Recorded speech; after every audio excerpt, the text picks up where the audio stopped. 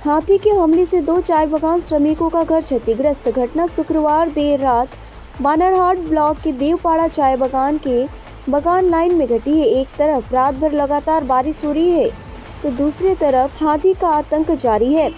मजदूरों की शिकायत है कि बगीचे में दिन भर का काम खत्म करने के बाद जब रात में हाथियों के डर से वे अपनी आंखें बंद कर लेते हैं तो स्थानीय लोगों ने बताया कि शुक्रवार की देर रात 2 हाथी चाय बागान में घुस आए और सबसे पहले सुभाष शर्मा के घर की दीवार तोड़ दी और घर में रखे खाने पीने का सामान खा गए। तभी वह पास के सूरज शर्मा के घर की दीवार तोड़ने लगे।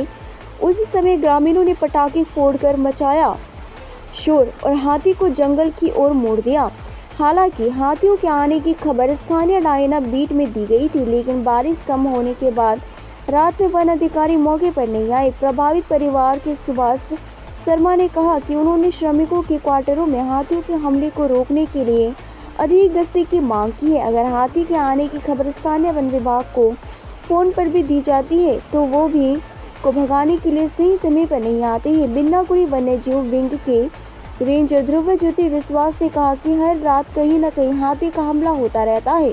कई बार हाथियों को एक स्थान से दूसरे स्थान तक ले जाने में देरी हो जाती है, लेकिन जब उन्हें खबर मिली तो वनकर्मी हाथियों को खदेड़ने पहुंचे। साथ ही उन्होंने कहा कि अगर प्रभावित परिवार तय नियमों के तहत आवेदन करता है तो उन्हें सरकारी नियमों के मुताबिक मुआवजा मिल सकता है।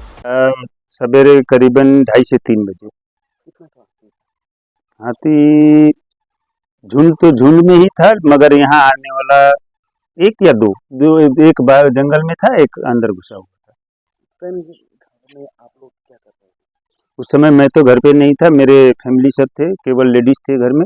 मैं ड्यूटी में था, फैक्ट्री में नाइट में चौकीदार में वहाँ था। तो उस समय अब बच्चे लोग यहाँ हाहाकार मच गया। मुझे फ़ोन किया था रात को ही, तो रोने लगे थे बच्चे सब। मैंने बोला कुछ नहीं होगा, पड़ोसी अड़ोस पड़ोस के लोग आ जाएंगे। तो बहुत मुश्किल के बाद अड़ोस पड़ोस से आदमी आके बम फटाखा लगा के उसको तब यहाँ से निकाला। बड़ा अडीक था। क्या क्या नुकसान किया? ऐसे तो दीवार तोड़ा है, छत तोड़ा है, उसके बाद वहाँ कुछ अनाज थी, अनाज को खा गया। हाँ, सवेरे रात को ही 3 बजे मुन्नी फ़ोन की थी बीट बाबू को। तो उसके बाद मैं ड्यूटी से जब आया, यहाँ का जायज़ा लिया, लेने के बाद में फिर मैंने बीट बाबू को फ़ोन किया। तो बीट बाबू ने बोले देखिए अभी बारिश हो रहा है, मैं बारिश कम नहीं थमने के बाद में मैं आऊँगा, ये बोले, मगर अभी तक आए नहीं। इससे पहले भी आपका दुकान को? हाँ, इससे पहले नवंबर को मेरा ही दुकान को तोड़ा था। उस समय हम लोगों ने वहाँ पे बीट बाबू ये सबको फॉर्म वॉर्म भर के दिए, लेकिन अभी तक उसका भी कोई मुआवजा नहीं मिला है। मैंने रोजाना अभी आप थोड़ी आगे जाके देखिए, अभी भी हाथी का झुंड पड़ा हुआ है। रोजाना हाथी है, जो मैंने 15-20 हाथी सदैव। दिखाई दे रहा है कि आप लोग अगर कई की तरफ बगान का जमीन है जहाँ पर जंगल बैठा हुआ है, क्या बगान की तरफ से साफ सफाई नहीं हो रहा है? ना, ये अभी बगान की ओर से उस सेक्शन को कोई साफ सफाई नहीं कर रहा है, जिसे हम लोगों ने पहले भी बोले हैं कि हमारे कॉलोनी के आसपास, हमारे जितने गांव के आसपास जो जंगल है उसको काट दिया जाए, मगर वो काटा नहीं है। अब बगान की स्थिति तो ऐसे ही दिन प्रतिदिन खराब ही है, उसके कारण से भी हो सकता है उसकी सफाई नहीं किए हैं।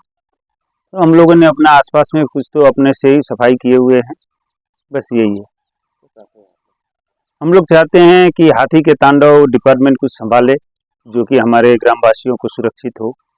और यदि डिपार्टमेंट संभव है तो यहाँ कोई फेंसिंग वगैरह करके भी हमारे कॉलोनी वासी, हमारे ग्रामवासियों को सुरक्षित दे।